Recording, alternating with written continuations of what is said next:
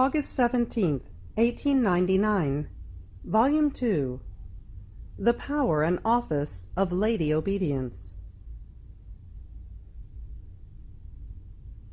This morning, after receiving communion, I was saying to my lovable Jesus, how is it that this virtue of obedience is so impertinent, and sometimes so strong as to reach the point of being capricious? And he, do you know why this noble lady Obedience is, as you say? Because she gives death to all vices, and naturally, one who has to inflict death upon someone else must be strong and courageous. And if he does not succeed with this, he will use impertinences and caprices. If this is necessary in order to kill the body, which is so fragile, much more so in order to give death to vices and to one's own passions. In fact, it is so hard that sometimes, while they seem to be dead, they begin to live again. And so this diligent lady is always in motion, and spying continuously. If she sees that the soul raises the slightest difficulty at what is commanded of her, fearing that some vice may begin to live again in her heart, she wages such a war against her and gives her no peace until the soul prostrates herself at her feet and does, in mute silence, whatever she wants. This is why she is so impertinent and almost capricious, as you say. Ah, yes, there is no true peace without obedience, and if it seems that one may enjoy peace, it is a false peace, because it gets along with one's own passions, but never with virtues. And one ends up in ruin, because by moving away from obedience, one moves away from me, who was the king of this noble virtue. Moreover, obedience kills one's own will and pours the divine in torrents, so much so that one can say that the obedient soul no longer lives of her will, but of the divine. Can there ever be a life more beautiful, more holy, than to live of the will of God Himself? With the other virtues, even the most sublime, there can be love of self, but with obedience, never.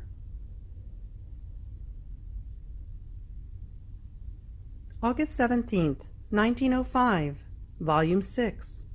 All the glory of a soul is to be told that, of everything she has, nothing is hers, but all is of God. Continuing in my usual state, I saw the Queen Mamma, who was saying to our Lord, "Come, come into her garden to delight." And it seemed that she was pointing to me. On hearing this, I felt full of blushes, and I said to myself, I have nothing good at all. How can he delight? As I was thinking of this, blessed Jesus told me, "My daughter, why do you blush? All the glory of a soul is to be told that, of everything she has, nothing is hers, but all is of God. And I, in exchange, say to her that everything that is mine is hers." And while he was saying this, it seemed that my little garden, which he himself had made, would unite with his, most extensive, which he kept in his heart, and they would become one, and we would delight together. Then I found myself inside myself.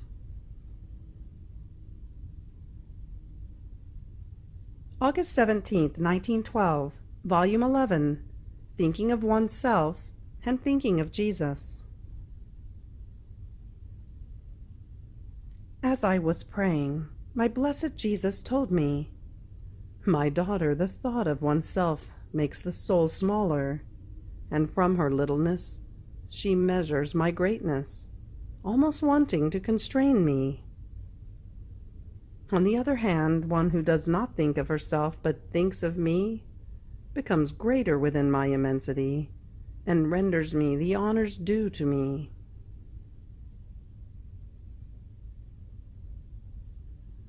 August 17th, 1927, Volume 22. Everything that is done in the divine will becomes universal property. What it means to go around in the divine works. My living in the divine will is continuous, and while I was following its innumerable acts, my sweet Jesus, moving in my interior, told me, "My daughter, everything that the creature does in my divine will is universal property. In fact, since my will is property of God, everything that is done in the divine fiat becomes divine property. And since the Supreme Being, by nature, by right, by creative power, has the creator of all things, is the only universal owner of everything, everything that the soul does in my will acquires universal rights, and everything that is rendered universal becomes property of all. So everyone can take what is rendered universal. More so, since in giving themselves to all, the universal properties of God never decrease. They give and they lose nothing. Does the sun perhaps lose anything by giving its light to all? Or do creatures enjoy its light less because all of them receive it? The sun loses nothing, and creatures enjoy its light just as much, whether there were one creature alone, or it is all of them who receive it. Does God perhaps lose anything because he gives himself to all? Or do creatures receive less because he is the God of all? Not at all. Neither one nor the other lose anything.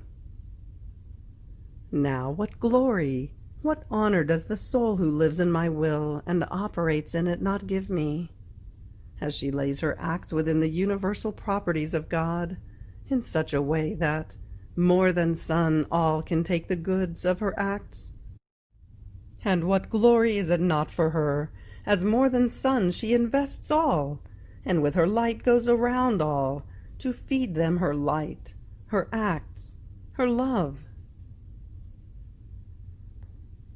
At that moment I saw as if beloved Jesus were setting off to leave me, and I cried out loudly, "Jesus, what are you doing? Do not leave me, for I do not know how to live without you." And Jesus, turning to me, told me, "My daughter, can I leave my divine will, my acts, my possessions? I cannot. Therefore do not fear, for I do not leave you." And I, "Yet, my love, you leave me. How many times I go round and round throughout the whole creation, and I do not find you. Then I continue my round through all your works of redemption, hoping to find him whom I love, but in vain. I reach even into the seas of the acts of the Sovereign Queen, thinking that you may be there with our mamma. But no, my searches end up in the sorrow of not finding you. So much so that the thought comes to me of not going around in all your works, when I do not find he who gives me life and is everything to me." And Jesus, interrupting my speaking, added, "My daughter, if you do not do your complete round in all our works, and in those of the Queen of Heaven, do you know what it means to go around in the creation and in everything that belongs to us? It means to love, to appreciate, to possess our works. And I would not feel fully happy if I saw that the little daughter of my will does not possess what I possess, and is not aware of nor enjoys all my riches. I would find many voids in you that are not in me, voids of complete love, voids of light, voids of full knowledges of the works of your Creator. So your happiness would not be full, and not finding the fullness of everything in you, I would feel your voids and your halved happiness. In the same way, if our Queen Mamma saw that you do not possess her seas of graces, she would feel that her little daughter is not fully rich nor happy. My daughter, to have one single divine will as life, and not to possess the same things, cannot be. Wherever it reigns, the divine will wants to possess everything that belongs to it. It does not want disparity. Therefore you must possess within yourself what it possesses in me and in the Virgin Queen. And your going around, in all its works, serves as confirmation of its reigning in you. And besides, don't you yourself know how many things you learn in going around in all the works of my supreme fiat? And as many things as it manifests to you, so many possessions does it give you.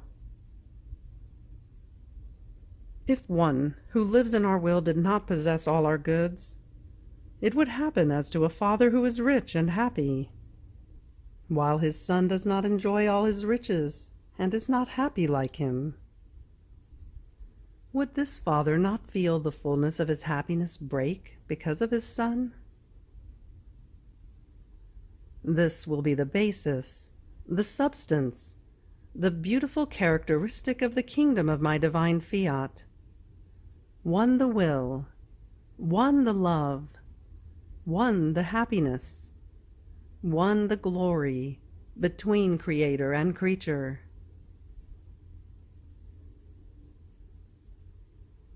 End of August 17th.